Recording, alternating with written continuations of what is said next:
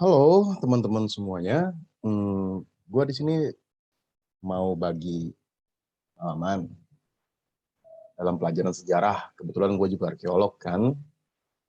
Gue mau bahas apa sih bedanya teori out of Africa atau keluar dari Afrika atau out of Taiwan, itu gimana perbedaannya. Ini artikel yang pernah gue bikin waktu kuliah.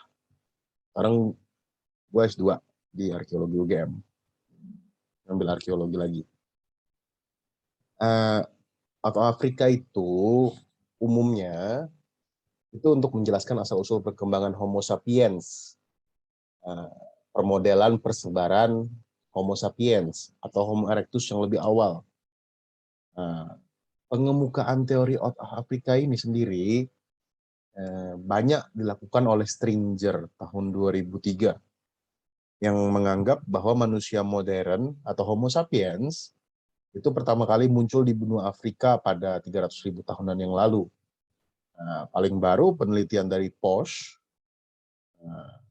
menemukan Homo sapiens itu ada di Jabal Irhoud yang ditemukan tulang sekitar 379.000 tahun yang lalu, atau lebih tua dari teori persebaran Homo sapiens awal.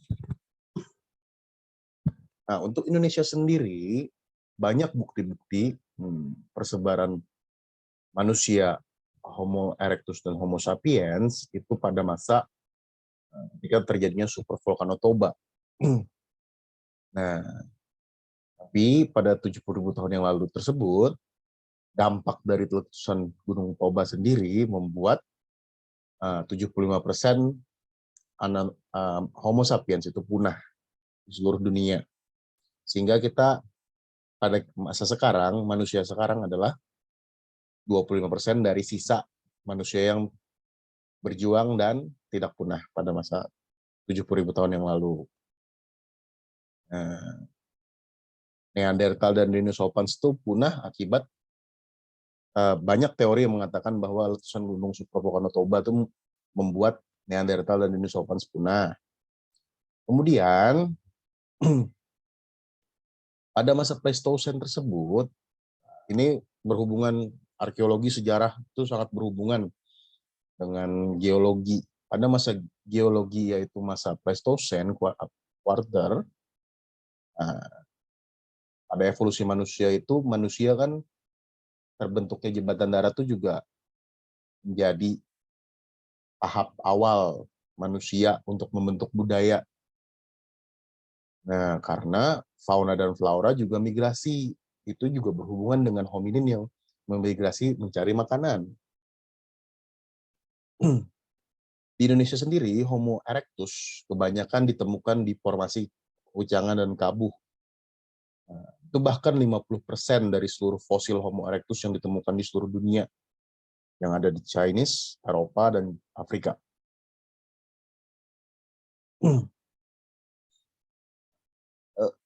Persebaran hominin ini terjadi bahkan hingga pada masa terminal Pleistosen, menurut Bellwood pada tahun 2017. Nah, kenapa sih implikasi lingkungan terhadap manusia itu membentuk banget pada zaman kuarter yang kala Pleistosen ini, yaitu sekitar 2,5 sampai 10.000 tahun yang lalu, itu terjadi glasiasi dan interglasiasi, atau pengangkatan dan pelipatan daratan.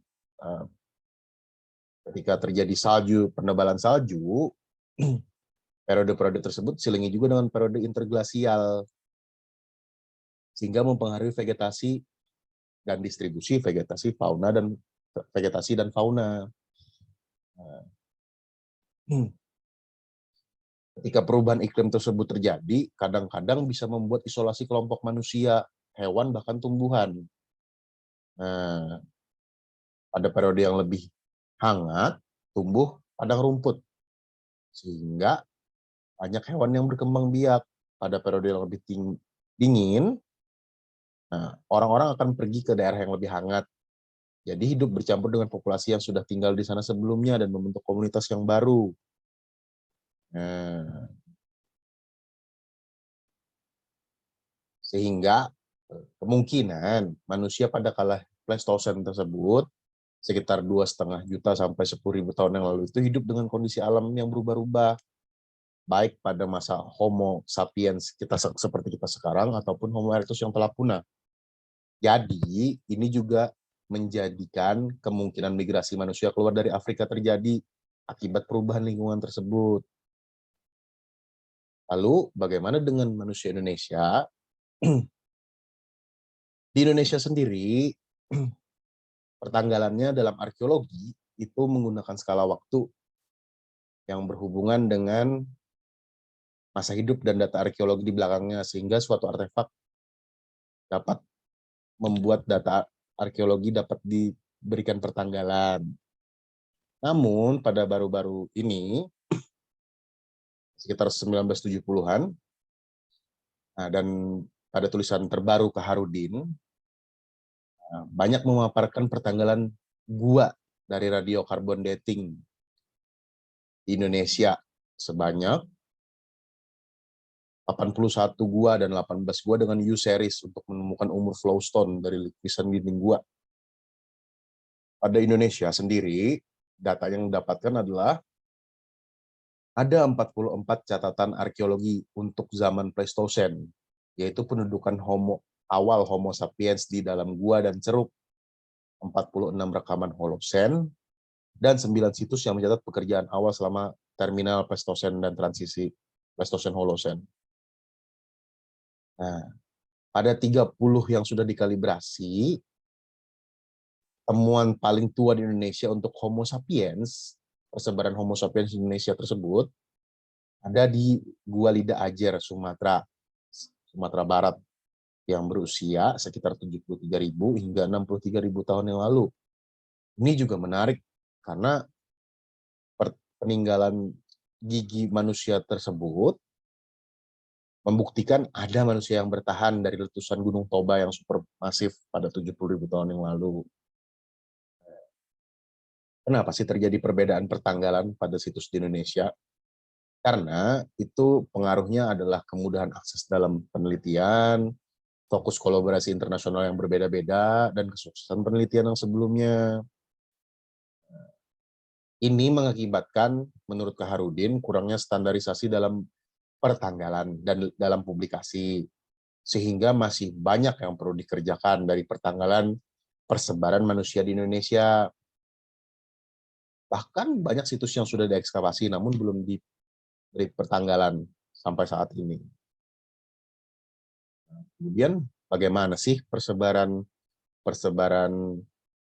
Homo sapiens di Indonesia? Menurut Simona Kelly,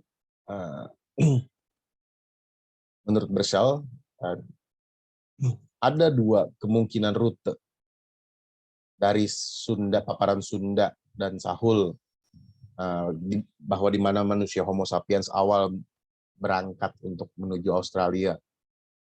Ada rute A dan ada rute B. Rute A sendiri itu dari Sumatera hingga ke Jawa, menyeberang ke Timor. Sedangkan rute 1 itu dari Bangka menuju ke Papua, Maluku dan Papua. Kenapa hal ini terjadi? Karena baru-baru saja ada penelitian di Pulau Bangka yang menemukan kurang lebih 55.000 sampai 60.000 tahun penemuan manusia hunian gua. Selain yang tua juga di Sumatera, Lida Ajer tadi yang saya sebutkan. Lantas, bagaimana sih perbedaannya dengan out of Taiwan? Nah, kadang kita pernah dengar istilah Austronesia.